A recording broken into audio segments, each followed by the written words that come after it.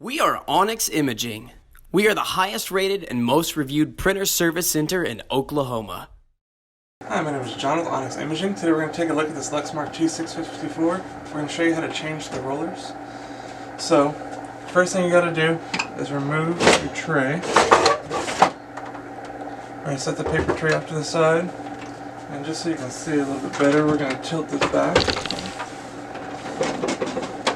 So here you locate your roller assembly. And we want to locate and change both of these rollers. So on the side you'll see a little gray tab. You're going to push that little tab inward and slide the roller off. So it's really simple.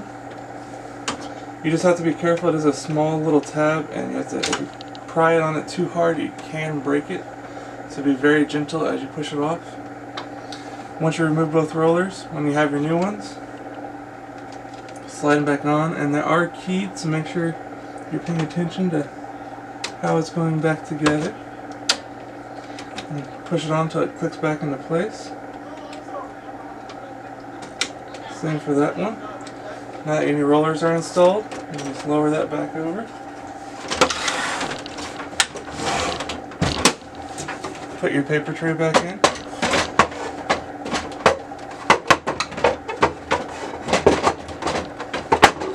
If it cooperates. There it goes. And just like that, you've changed your rollers and you should take care of a lot of paper jam issues that way. You should keep pulling paper for quite a while. Any other questions, feel free to give Onyx a call. Other than that, you should be back up and printing. Thank you for watching. If you're interested in how you can receive free labor on all of your service calls, as well as how to qualify for free printer upgrades, contact us today. We are here for all of your printer and office supply needs.